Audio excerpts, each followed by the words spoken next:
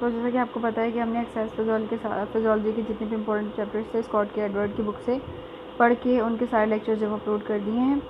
और अगर आपने वो वीडियोस देखी हैं तो बहुत अच्छा, अगर नहीं देखी हैं तो मैं कोशिश करूँगी कि जो मोस्ट रिपीटेड जो है पास्ट पेपर्स हैं इसके अंदर वो सवालों के साथ साथ वो सिनेरियोज आपको क्लियर कर दूँ। अभी 2019 का जो है पेपर है और ये जो है वो 3-4 साल से रिपीट ही हो रहा है। और अभी भी जो हमारे एग्ज़ाम्स हुए हैं, जो पास वाली यूनिवर्सिटीज़ के एग्ज़ाम्स हुए हैं, उनमें क्वेश्चन रिपीट हुए हैं, तो इनको मिस मत कीजिएगा। अगर आपने चैप्टर नहीं भी पढ़ा है, अगर आप इन क्वेश्चंस को देख लेंगे तो मैं इसमें इतना एक्सप्लेन करने की कोशिश करूँगी कि आपको चैप्टर पढ़ने की ज़रूरत ना पड़े। लेकिन अगर आप चैप्टर पढ़ के आ गए हैं और फिर इसको देख रहे हैं तो बहुत अच्छा, आपको पूरे मार्क्स मिलने के चांसेस हैं, क्योंकि आपको ये भी अंदाज़ा हो जाएगा कि क्वेश्चन कैसे आने वाले हैं। और दूसरा ये कि अगर कोई बात चैप्टर्स में रह गई होगी तो उसको हम यहाँ डिस्कस कर लेंगे। तो आइए स्टार्ट करते हैं। इनमें से कौन सी साइट है जिस पर फैटिग नहीं होता ड्यूरिंग एक्सरसाइज? तो न्यूरोमस्कुलर जंक्शन में कभी भी फैटिग नहीं होता जब आप एक्सरसाइज करते हैं। Inability to maintain power output और force during repeated muscle contractions, जब आप एक्सरसाइज कर रहे होते हैं और हम जैसे 10 रिपीटेशन का एक सेट अगर मैंने आपको दे दिया और आप सेम एक्सरसाइज कर रहे हो और मैंने आपको जैसे अगर 2 सेट दिए हैं और एक के अंदर 10 रिपीटेशन है तो 2 सेट के अंदर 20 रिपीटेशन होंगे। तो अगर किसी रीज़न से ड्यूरिंग एक्सरसाइज अगर आप वो जो मैंने आपको रिपीटेशंस दी हैं उसमें जो रिपीटेशंस क्या होती है, मसल कॉन्ट्रैक्शंस ही होती है डिफरेंट एक्सरसाइज में। तो अगर आप अनेबल हैं उस एक्सरसाइज को परफॉर्म करने के, उस रिपीटेड मसल कॉन्ट्रैक्शन को परफॉर्म करने के, तो इस इनेबिलिटी को हम फैटिग बोलते हैं। ठीक है, inability to maintain power output और force during repeated muscle contraction is called fatigue. पूरा इसलिए समझाया है क्योंकि बुक में ये डिटेल से लिखा हुआ है इसलिए। अच्छा, सेंट्रल फैटिग कहाँ होता है? What is central fatigue? वो क्यों होता है, कहाँ होता है? ये सीएनएस में। और जब आपकी जो मोटर यूनिट्स हैं उनमें कमी आ जाती है तो उसको हम कहते हैं कि सेंट्रल फैटिग है। Reduction in motor units achieved. Another question regarding peripheral fatigues, peripheral fatigue के रिगार्डिंग पूछ रहे हैं कि वो कौन से न्यूरल फैक्टर्स है जिसकी वजह से ये होता है। An action potential block in T tubules, अगर आपके टी ट्यूब्यूल्स के अंदर एक्शन पोटेंशियल ब्लॉक हो जाएगी तो आपको पेरिफेरल फैटिग हो जाएगा। Okay, what is central fatigue? Central fatigue जो है वो सीएनएस के अंदर होता है, इसको हम सेंट्रल फैटिग बोलते हैं। The difference between the oxygen required, अच्छा ये पूछा है कि ऑक्सीजन डेफिसिट किसको कहते हैं हम, कि एक तो मुझे ऑक्सीजन डिफरेंट एक्सरसाइज के लिए जो वो चाहिए, वो ऑक्सीजन जो एक्सरसाइज करने के लिए चाहिए और वो ऑक्सीजन जो मैंने असल में कंज्यूम की, यानी लिखा हुआ है कि भाई 2000 कैलोरीज चाहिए इस एक्सरसाइज को परफॉर्म करने के लिए और मैंने जो है वो कंज्यूम कितनी की हैं 2000 में से और कितनी वेस्ट हुई हैं। इस ये जो डिफरेंस है ना बीच का, यानी डिमांड और सप्लाई का, डिमांड और कंजम्पशन का, सॉरी, उसको हम कहते हैं कि ये ऑक्सीजन डेफिसिट है। कि यानी डिमांड तो 20,000 भी हो सकती है, 30,000 भी हो सकती है, वेस्ट होने के बाद कंज्यूम आपने 1800 कैलोरीज की हैं, 1500 कैलोरीज की हैं, इसको हम ऑक्सीजन डेफिसिट बोलते हैं। During high intensity exercise lasting approximately 2 to 3 minutes in duration, fatigue is most likely to be caused by, जब आप हाई इंटेंसिटी एक्सरसाइज करते हैं, जैसे मैंने डेडलिफ्ट की बात की, सुमो डेडलिफ्ट की बात की, लंजेस की बात की विद वेट, अगर आप वेट्स के साथ लंजेस करते हैं, वेट के साथ जो है वो सुमो डेडलिफ्ट करते हैं, आई नो वो डेडलिफ्ट वेट के साथ ही होती है, लेकिन यहाँ मेरा वेट बोलने का मकसद है कि ज़्यादा वेट।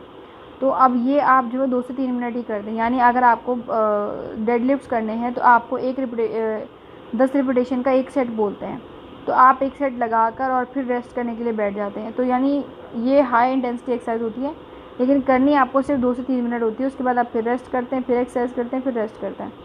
अब इस एक्सरसाइज के अंदर जो आपको फैटिग होता है उसका मेन रीज़न क्या होता है?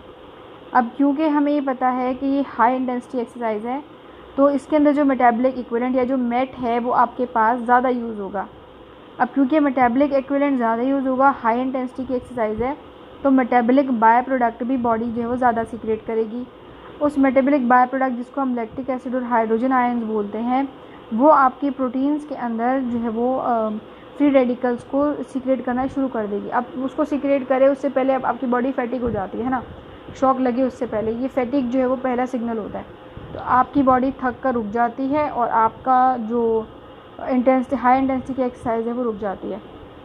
तो अब यहाँ पे रीज़न कौन सा, ये जो मैंने इतना कुछ बोला है ये आपकी बुक में डिटेल से लिखा हुआ है, उसको मैंने शॉर्ट करके बताया है, फिर भी आपको थोड़ा बड़ा लग रहा होगा, लेकिन अगर ये समझ लेंगे तो आप समझिए कि आपने चैप्टर पढ़ लिया।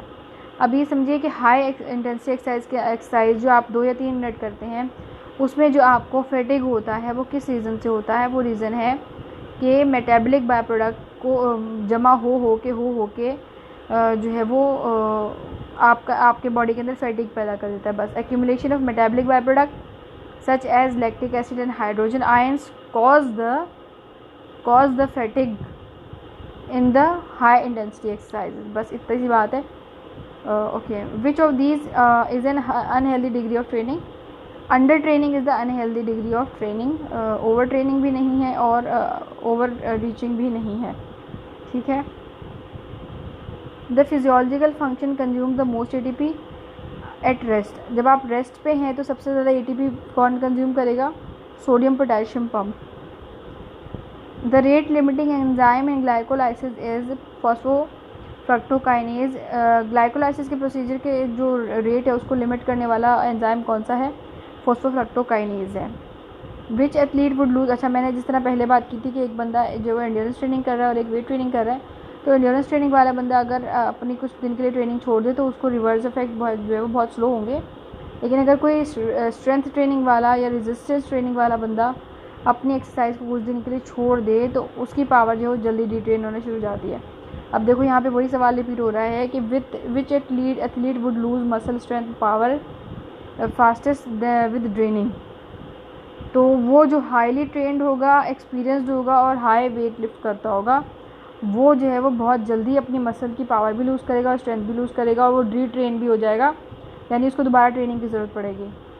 क्यों? क्योंकि हमने बताया था ना कि फास्ट ट्विच मसल फाइबर्स को इसमें ट्रेन किया जाता है और अगर आप कुछ दिन एक्सरसाइज ना करें तो आपकी बॉडी शेप में नहीं रहती और ना आप जो है वो ट्रेंड रहते हैं।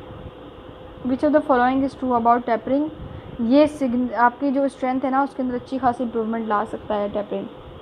ओके, तो aerobically what % of ATP is supplied aerobically at 20 minutes? 90% of ATP is supplied aerobically in 20 minutes. Obviously aerobically जब आप सांस ले रहे हैं, एयर इनहेल कर रहे हैं, ऑक्सीजन को इनहेल कर रहे हैं, तो 20 मिनट के अंदर जो है वो ज़्यादा ATP एरोबिकली आप ले सकते हैं 90% तक। मतलब इसमें समझने वाली क्या बात है? अगर मैं सांस ले रही हूँ तो मैं कितनी ATP जनरेट कर सकती हूँ, सप्लाई कर सकती हूँ एरोबिकली? 90% में ATP जो है वो जो ATP जो है वो एरोबिकली सप्लाई होते हैं इन 20 मिनट्स। तो मतलब इसको तो समझाने का कोई वो बनता नहीं है, बट फिर भी। Okay, what type of muscle fibres are recruited for moderate length training performance? हमारे अंदर जो है वो 3 टाइप के मसल फाइबर्स होते हैं। तो इसके अंदर जब आप मॉडरेट लेंथ परफॉर्मेंस की ट्रेनिंग करते हैं तो आपको टाइप 2X मसल फाइबर्स जो है वो रिक्रूट, मतलब उसको जब आप ट्रेन कर रहे होते हैं। ओके, कौन सी ट्रेनिंग के लिए? मॉडरेट लेंथ परफॉर्मेंस के लिए, जिसमें आपको 3 से 6 मेटाबॉलिक एक्विवेलेंट की जो ज़रूरत पड़ती है। आपका कौन सा एंजाइम या कौन सा हार्मोन जो है वो इम्प्रूव करता है अल्ट्रा शॉर्ट टर्म परफॉर्मेंस को? तो क्रेटीन जो है वो इम्प्रूव करता है। और वो लोग जो जिम ट्रेनिंग करते हैं ना, उनके यूरिन में भी इतना ही क्रेटिनाइन आता है जितना कि किसी लिवर फेलियर वाले के उसमें ब्लड में आता हो, यूरिन में आता हो। लेकिन हमारे पास जो बॉडी ये काम कर रही होती है वो इसलिए करती है, क्रेटिन इसलिए जो है वो इम्प्रूव करती है, इतना सीक्रेट करती है यूरिन में, क्योंकि हम वेट ट्रेनिंग करते हैं ना, तो हमारे मसल फाइबर्स टूटते हैं। उस टूटने के रिजल्ट में बॉडी में से ज़्यादा क्रेटिन निकल रहा होता है। तो अगर आप खुदा ना खासा एक्सरसाइज के दौरान अपना ये टेस्ट करा के आ जाएँ यूरिन का, तो वो आपको डायलिसिस पे लगा देंगे। तो इस चीज़ का ध्यान रखिएगा और ये सिनेरियो उन्हें समझा दीजिएगा। अच्छा जी, intermediate length performance are event lasting.